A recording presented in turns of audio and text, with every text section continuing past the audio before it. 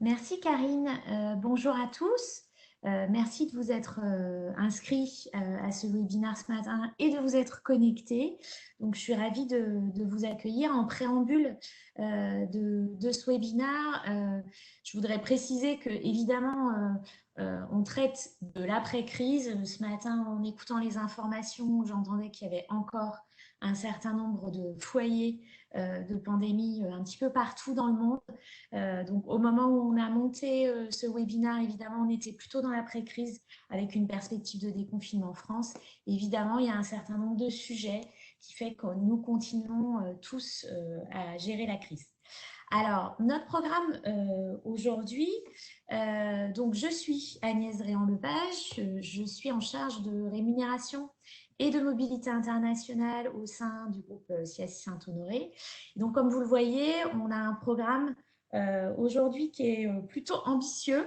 Donc, je me suis entourée de mon partenaire préféré, Expatéo, Sophie et Claire vont m'accompagner aujourd'hui pour aborder tous les enjeux autour de la crise, des impacts en matière de mobilité internationale et puis surtout de toute la partie digitalisation. Donc, je vous propose qu'on rentre directement dans le vif du sujet. Alors, quelques mots très rapidement sur CIASI Saint-Honoré. Donc, comme vous le savez peut-être, nous sommes courtiers en assurance, positionnés numéro un sur les métiers de la santé, de la prévoyance, de la retraite collective, mais aussi de la mobilité internationale. En mobilité internationale, vous nous connaissez peut-être plus sous la marque MSH ou Préventaire. Alors, ça fait maintenant plusieurs années que je suis chez CIASI Saint-Honoré. Je fais partie des équipes de conseil en ressources humaines au sein de la practice rémunération et talent. Alors, notre particularité chez CIASI Saint-Honoré, c'est qu'on est un certain nombre à venir de l'opérationnel et notamment des métiers du compensation et benefits et la mobilité internationale. Le fait de finalement lier les sujets de rémunération à ceux de la mobilité internationale, ça nous permet notamment de faire le lien sur tous les sujets de package des locaux et notamment des contrats locaux et ceux des politiques traditionnelles d'expatriation. Donc, vous le voyez sur ce slide, tout ce qui est de l'ordre de la stratégie du local plus, une approche de localisation des packages, on y reviendra, c'est des sujets sur lesquels on est amené à travailler régulièrement.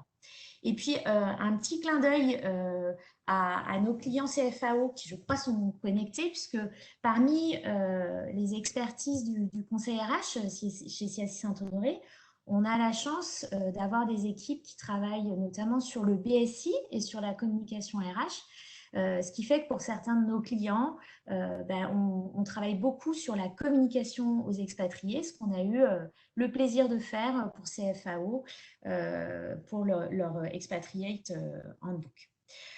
Donc, si on passe sur la page suivante, donc je ne vais pas revenir en détail sur les sujets de la crise qui ont déjà été largement abordés. Alors, comment la fonction mobilité internationale a vécu la crise toutefois? C'est une fonction, de notre point de vue, dans un certain nombre chez nos clients, qui a été grandement valorisée, en tout cas sous les projecteurs des cellules de crise, avec une attention particulière qui a été donnée envers les expatriés, évidemment avec un devoir de proximité pour s'assurer que les salariés mobiles et leurs familles se portaient bien là où ils étaient dans le monde. Alors évidemment, assez tôt, il y a eu une question relative au rapatriement. Alors, en démarrant bien sûr par la Chine dès le début de l'année, puis l'Italie, et puis très vite l'Europe et la France. Une question du rapatriement qui s'est aussi posée vers la France à une période où on était, je dirais, plutôt en pic de pandémie. Alors, certaines familles, certains expatriés se sont même auto rapatriés dans leur pays d'origine, avec de temps en temps des informations qui étaient véhiculées après finalement toute initiative de la part de l'employeur. Et puis certaines mesures inédites ont été liées au contexte Covid, notamment sur des prises de congés, des éventuelles suspensions de primes. Et donc tout ça, ce sont des sujets qui continuent à occuper grandement les professionnels de mobilité internationale que vous êtes et que nous sommes. Alors, sur la page suivante, pour être tout à fait honnête, jusqu'à hier soir, il y avait un visuel tout à fait sérieux avec une plante verte et puis un environnement de bureau.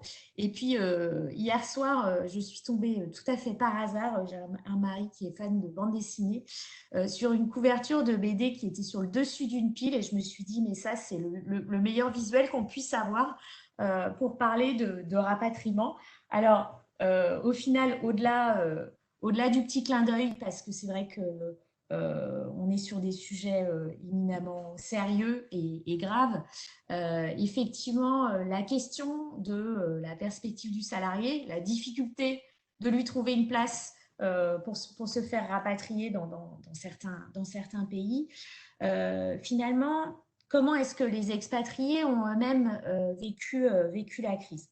Alors, il y a le cas des entreprises dans lesquelles, je pense notamment au groupe Leroy Merlin, où il y a eu finalement une notion de volontariat dans les mesures, je dirais, de solidarité sur des éventuelles suspensions de primes ou sur des mesures de chômage partiel qui évidemment ne les touchaient pas forcément.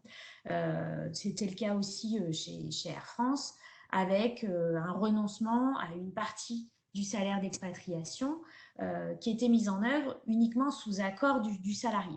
Et puis dans d'autres entreprises, on ne va pas citer les noms, mais il y a eu des approches beaucoup plus directives de la part des employeurs, ce que j'ai appelé les approches top-down, où finalement, de façon très unilatérale, les salariés, notamment pour des questions d'équité interne, quand ils étaient rapatriés dans leur pays d'origine, on leur a suspendu des primes d'expatriation ou des différentiels de coût de vie. Tout ça, on l'a vécu chez certains de nos clients, peut-être vous l'avez vous-même constaté. Ça a eu un certain nombre d'effets collatéraux sur la notion de l'engagement ou le contrat qu'il pouvait y avoir entre l'expatrié et son entreprise, dans la mesure où on revoit effectivement ces conditions en cours d'expatriation. Donc, ça nous questionne aussi sur la façon dont on va avoir à gérer l'après-rapatriement. Il faut savoir que dans certains cas de figure, j'ai eu notamment le cas d'entreprises dans le secteur oil and gas, où certains salariés ont constaté que leur fonction, leur mission était complètement facile à mener à distance depuis leur pays d'origine et qu'ils n'ont pas du tout envie de retourner dans leur pays d'expatriation car les conditions sanitaires ou les contrôles des gouvernements font que finalement ils préfèrent continuer un contrat d'expatriation de leur pays d'origine, voire de repartir sans leur famille. Donc il y a un certain nombre d'entreprises qui sont en train de réfléchir finalement à revisiter ce que j'ai appelé la Mobility Value Proposition, un petit peu comme on le dirait d'un point de vue marketing RH pour le Employee Value Proposition. Comment est-ce qu'on réfléchit sur les conditions d'expatriation pour faire en sorte que ces expatriés repartent finalement sur le lieu d'expatriation. Alors, si on regarde la page suivante, avec un petit nuage de tags, si notre présentation avait été en live, ce qu'on imaginait faire il y a quelques mois ou même de vous proposer un petit outil digital. Je pense que je vous aurais proposé de compléter votre propre vision sur les impacts court terme. Ce slide ne se prétend absolument pas exhaustif et je pense que vous avez vécu vous-même un certain nombre d'impacts court terme. Alors, les premiers, par exemple, les délais en matière d'immigration, donc ça va de soi, il y a des frontières qui sont fermées, il y a un certain nombre de travel freeze qui sont en cours. Les questions liées aux assurances, donc nous-mêmes, on a été assez sollicités sur les départements, par exemple, de solutions internationales pour essayer de revisiter quelles sont les couvertures médicales en cas de Covid. Après, on a des questions qui sont celles de l'équité. Donc, on l'a vu, est-il normal de continuer à payer l'ensemble des éléments du package d'expatriation à un salarié qui a choisi de rentrer d'expatriation du Brésil et qui mène sa mission depuis la France, alors que son même collègue continue à travailler depuis le Brésil. Donc ces questions-là d'équité, elles ont été adressées assez rapidement. Et puis après, on peut se poser la question de tout ce qui est de l'ordre de l'aptitude médicale. Parmi les rapatriements, on a constaté que les premières familles ou expatriées à rentrer dans leur pays d'origine, ou en tout cas dans des pays où les conditions sanitaires étaient plus favorables, c'était les salariés ou les familles avec, je dirais, des difficultés médicales. Donc, on est presque dans le plutôt moyen terme à ce stade, mais assez rapidement, on va pouvoir se poser la question de dire, ben voilà, la question de l'aptitude médicale de nos futurs départs en expatriation, est-ce qu'il faut qu'on creuse un petit peu plus les pistes pour éviter, on l'espère qu'on n'aura pas de deuxième vague pandémie dans les mois, dans les années à venir, mais ces sujets-là vont évidemment être des sujets à regarder d'un point de vue mobilité internationale. Et puis après, on va avoir des sujets d'ordre, ben voilà, en matière de logement. Tous ces expatriés qui ont été confinés dans leur pays d'expatriation, est-il prévu de leur allonger le budget logement de façon à ce qu'il y ait une pièce dédiée pour qu'ils puissent travailler à domicile. Donc, tous ces sujets-là en vrac sont des impacts plutôt court terme et je suis sûre que vous en aviez plein d'autres en tête. Peut-être le dernier sur le chômage partiel, pardon, Karine.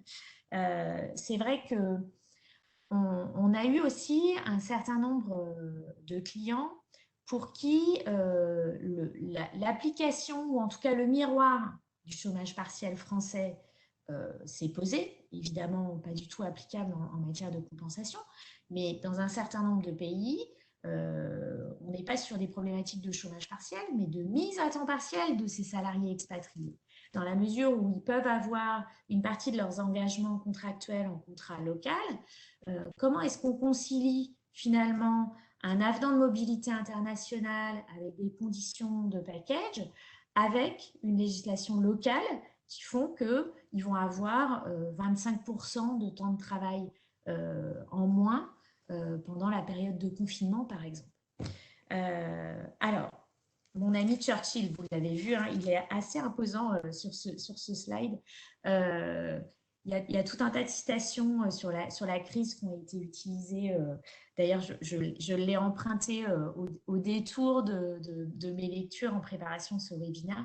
Ne pas se priver finalement d'une bonne crise, disait Churchill, et effectivement sur la remise à plat de nos politiques de mobilité, je pense effectivement que c'est l'occasion de regarder en profondeur comment revisiter nos politiques d'expatriation.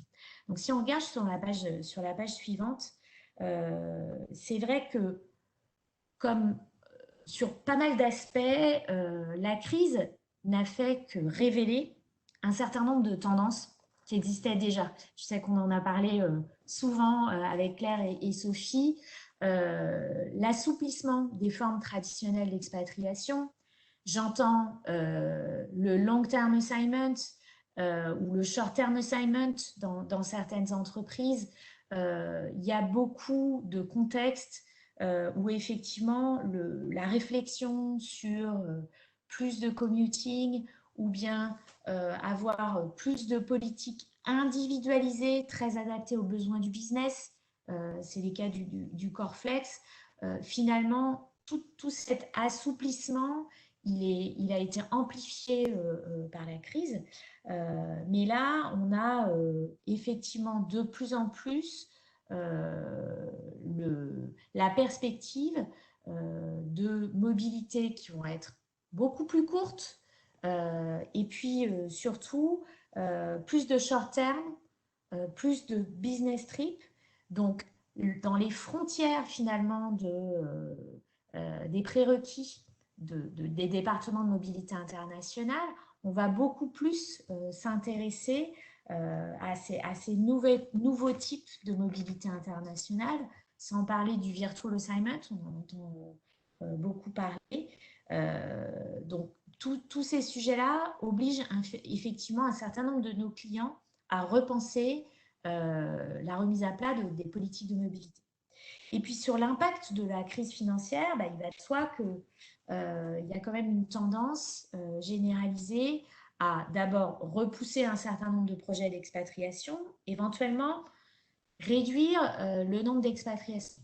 Donc, ça fait partie de nos convictions en termes de mobilité internationale. Il y aura peut-être de nouvelles formes de mobilité, mais au final, on ne pense pas qu'il y ait une réduction du nombre global de salariés mobiles, et puis plutôt une opportunité de la mobilité internationale de se positionner sur un rôle d'expertise avec toute la partie du focus du métier de la mobilité internationale sur des sujets de compliance, on les connaît tous, d'immigration, de fiscalité, de protection sociale et évidemment de droit du travail.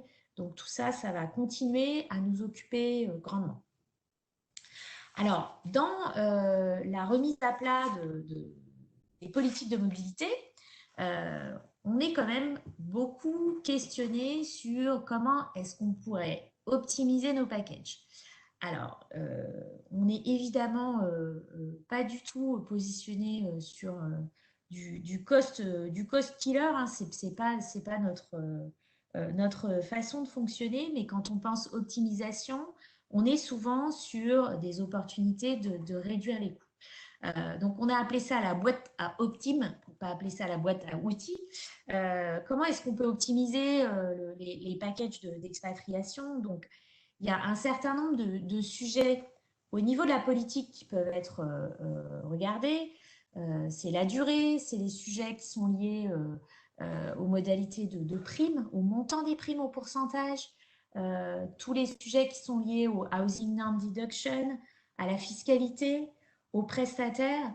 Au final, la façon dont on procède chez nos clients qui ont commencé à s'interroger sur les pistes d'optimisation, c'est plutôt de regarder est-ce que la valorisation du coût total employeur des packages a été effectuée.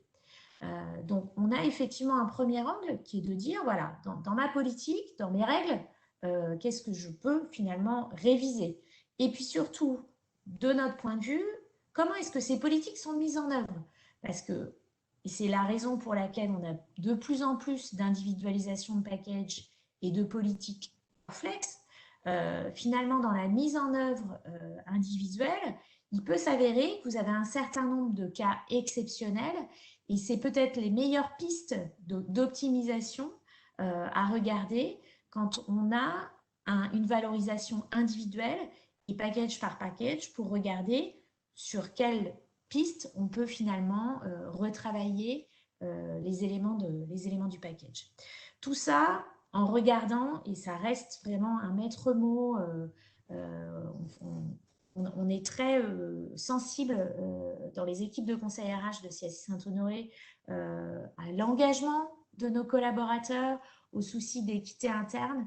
Et je pense que ces sujets-là, évidemment, sont tout aussi importants que l'approche d'optimisation des packages. Alors, je vais laisser la main à mes collègues de Expatéo. Alors, j'en profite parce que je suis allée très vite sur la présentation de Claire et Sophie. Donc, effectivement, Expatéo est un partenaire avec qui j'ai beaucoup de plaisir à travailler. Il s'avère que, peut-être vous le savez déjà, dans les équipes de rémunération globale chez CSI Saint-Honoré, on fait déjà depuis de nombreuses années pas mal de missions opérationnelles en transition. Et il s'avère que depuis le début de la crise, un petit peu même avant, j'ai été moi-même en mission en tant que chargée de mobilité internationale chez un client qui a eu la bonne idée d'avoir Expatéo comme outil de gestion de la mobilité internationale. J'ai eu la chance finalement d'utiliser l'outil dans un contexte de situation de crise. Je pense que Claire et Sophie vont revenir un petit peu sur les avantages de l'outil et de la digitalisation dans cette période de crise. Elles ont eu, toutes les deux, et l'équipe d'Expatéo en général, une perspective particulièrement intéressante finalement sur le vécu des équipes de mobilité internationale. Donc, je vous laisse la main. Merci. Merci beaucoup Agnès pour cette introduction. Bonjour à toutes et à tous et merci de participer à ce webinaire. Je suis Sophie Cerisier, CMO d'Expatéo. Et avant d'entrer dans le vif du sujet et de vous présenter comment les outils de digitalisation répondent aux besoins de la mobilité internationale, je vais déjà peut-être dire 2 mots sur qui nous sommes. Donc Expatéo est un éditeur de logiciels français basé à Bidart, pour ceux qui connaissent, près de Biarritz dans le Pays Basque, et qui est dédié au développement de solutions digitales pour fluidifier la gestion de la mobilité internationale des talents. Donc nos solutions sont des solutions SaaS qui sont conçues pour permettre aux équipes une gestion plus efficace et plus conforme, ainsi qu'un accompagnement amélioré des talents. Et il faut savoir que Expatéo, de par son histoire, porte la mobilité internationale dans son ADN, puisque, en partie, d'ailleurs parce que notre équipe est internationale et composée et constituée de spécialistes mobilité internationale et professionnels de la tech, comme les développeurs, UX designers, chefs de projet digitaux. Donc voilà pour la présentation assez rapide d'Expatéo. Et avant d'entrer dans le cœur du sujet de la digitalisation, je voudrais déjà vous préciser le périmètre de ce qu'on entend par digitalisation. Aujourd'hui, beaucoup de professionnels de mobilité internationale travaillent soit sur des fichiers Excel ou par mail. Et nous entendons par digitalisation l'idée de les remplacer pour fluidifier les process avec un outil qui va centraliser l'info, permettre de travailler de façon plus collaborative avec l'ensemble des acteurs de l'écosystème, et permettre ainsi de mieux communiquer et partager cette information, et à partir de là, de rendre possible un certain nombre d'actions, de tâches pour gagner en conformité et en efficacité. Sur le sujet de la digitalisation est paru pendant cette période de crise sanitaire particulièrement important, en tout cas a été particulièrement mis sur le devant de la scène. Et je vais laisser la parole à Claire Pinatel, CEO d'Expatéo, vous en présenter les besoins révélés et les avantages de ces solutions. Bonjour à tous. Écoutez, je suis ravie d'être parmi vous également aujourd'hui. Effectivement, Agnès évoquait tout à l'heure l'impact de la crise pour la fonction de la mobilité internationale. On est beaucoup à s'être posé la question. D'ailleurs, petit aparté, Nous avons mené, nous aussi, une étude pendant cette période et si vous en souhaitez les résultats, n'hésitez pas à nous contacter pour qu'on vous les partage. Mais comme le disait effectivement tout à l'heure Agnès, en fait, cette crise, qu'est-ce qu'elle a fait? C'est elle est venue accélérer en fait des tendances qui préexistaient et des besoins qui préexistaient. Et donc ici, moi, je vais zoomer sur 3 besoins qui sont apparus d'autant plus prégnants pendant cette crise et pour lesquels, effectivement, nous, on a pu, à travers notre outil, apporter une solution à nos clients. Donc, le premier d'entre eux, c'est le tracking. Alors, on a beaucoup entendu ce mot pendant cette période, le tracking, parce que bien évidemment, encore plus que d'habitude, il est absolument fondamental de savoir où étaient ces personnels en mobilité, avec qui, sous quelles conditions, tout simplement pour pouvoir agir, parce que Agnès parlait de rapatriement, mais voilà, c'est une condition préalable au rapatriement. Et puis, dans un second temps aussi, pouvoir suivre les évolutions, tous ces changements impromptus qui sont arrivés et pouvoir effectivement en analyser les impacts. Donc ça, c'est effectivement le premier point qui est évident et auquel répond la solution digitale. Le deuxième, bien évidemment également, dans un contexte de télétravail généralisé, il était essentiel d'accéder à distance à cette information et de façon sécurisée. J'insiste sur la façon sécurisée parce que on a bien vu que pendant cette période, les cyberattaques se sont multipliées et donc la notion d'accès sécurisé à l'information est aussi très important. Et puis le troisième point, même en temps de crise, il reste nécessaire d'avoir garantir la conformité des décisions et suivre la conformité des process. Et effectivement, sur ce point, comme sur les 2 autres précédents, la digitalisation, elle est particulièrement pertinente pour y répondre. Et donc, cette crise, qu'est-ce qu'elle a fait, entre autres choses? Mais effectivement, pour un certain nombre de personnes, elle a accentué le besoin ressenti d'avoir accès à un outil digital. Alors là, j'ai zoomé sur les besoins dans un contexte de crise, mais il est évident que la digitalisation, elle vient répondre à des besoins plus globaux et je vais laisser Sophie les présenter. Oui, tout à fait. Plus globalement, la digitalisation permet de répondre à un ensemble de besoins exprimés par les professionnels de la mobilité internationale.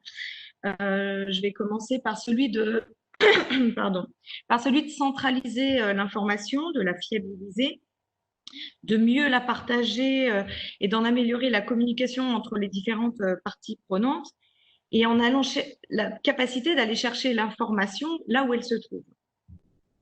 La digitalisation permet également de gagner en conformité, Claire l'a évoqué en période de crise, mais de façon plus globale dans la gestion des process.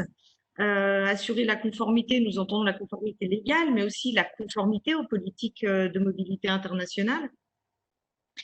La digitalisation permet aussi de gagner en efficacité, c'est-à-dire de gagner du temps.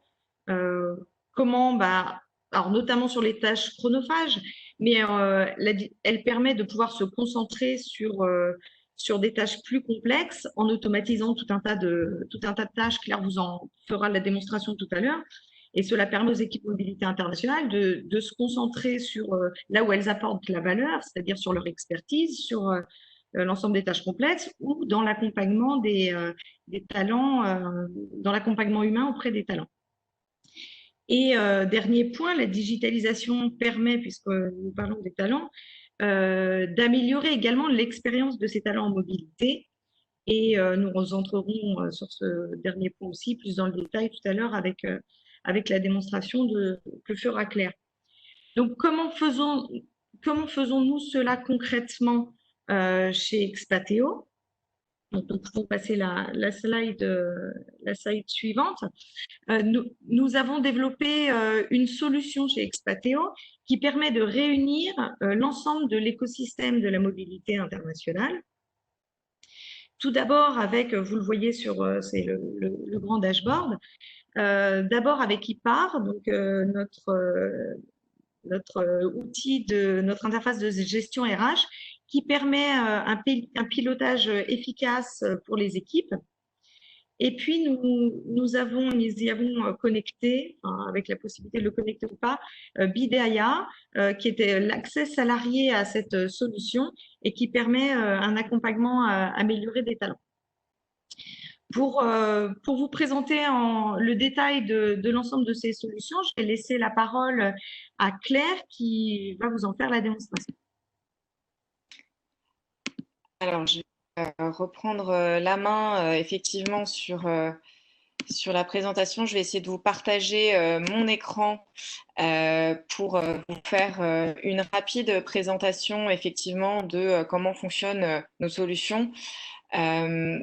Donc, je vais commencer par vous présenter la vue IPAR dont vous parlez, Sophie, qui est la vue pour les RH.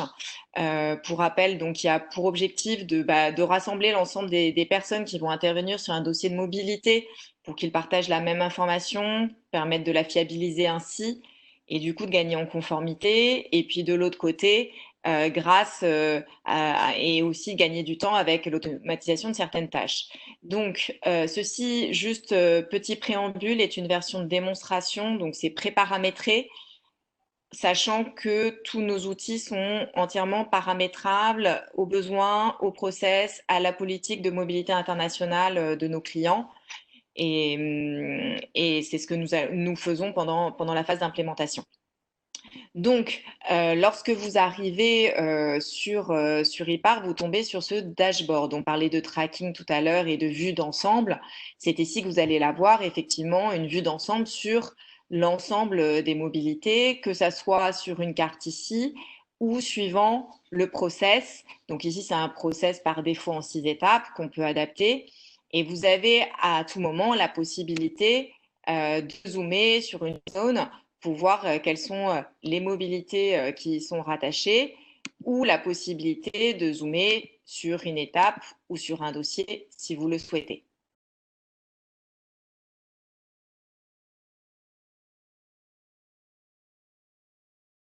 On va reprendre sur la présentation, mais effectivement, l'idée, c'était de vous montrer rapidement en action ce qu'apporte, voilà, ce que peut apporter un outil pour que vous projetiez.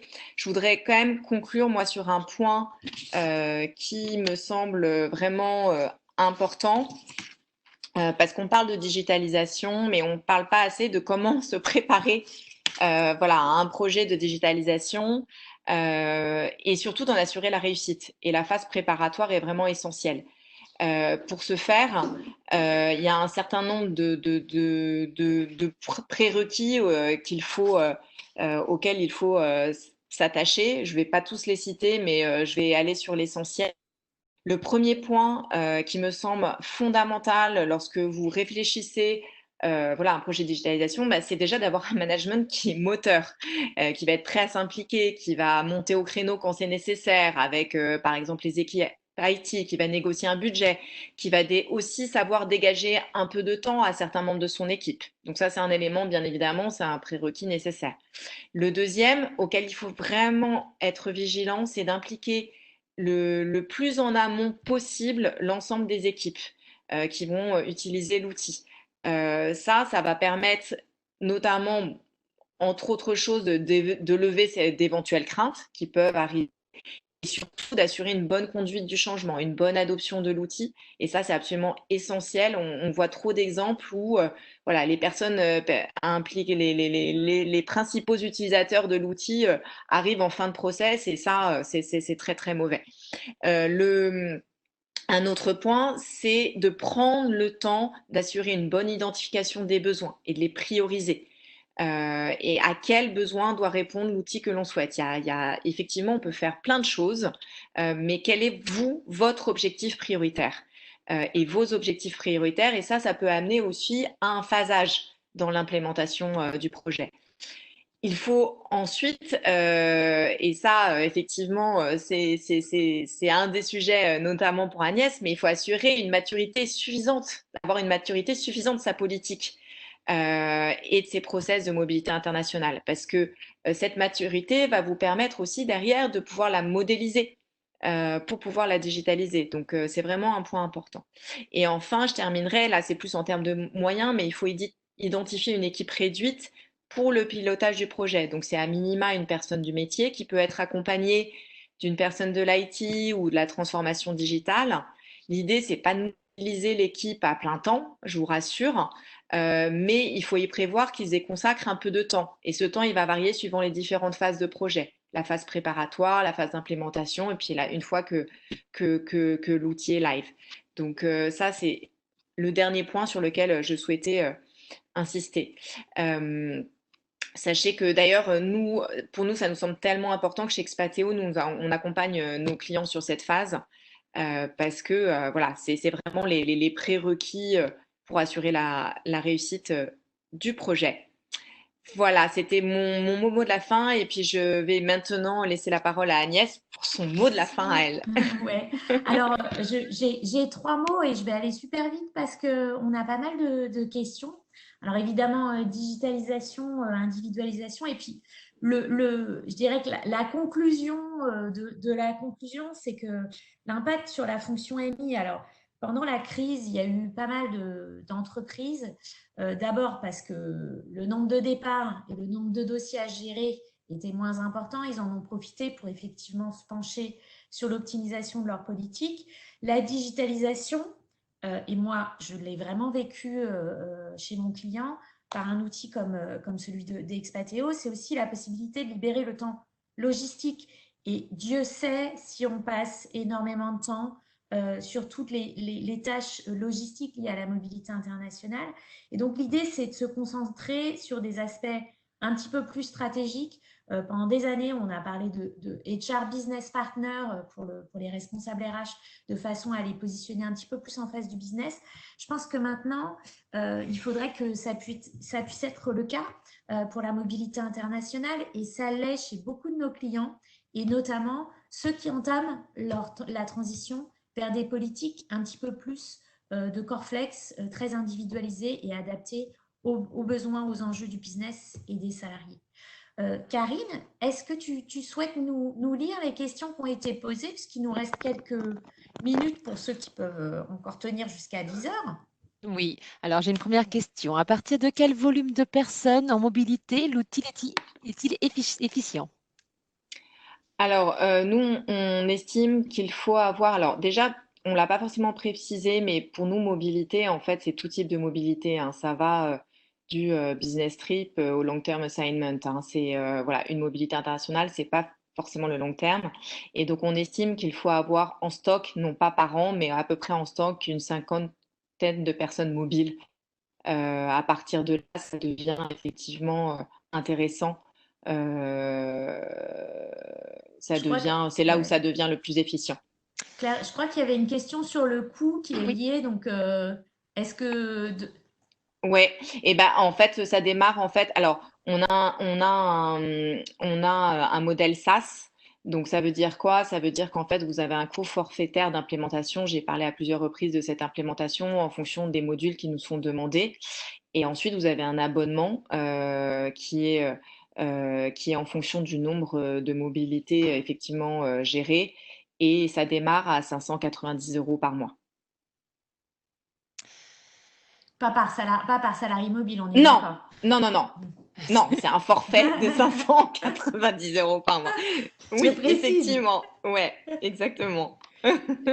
J'aurais une autre question pour vous, Claire.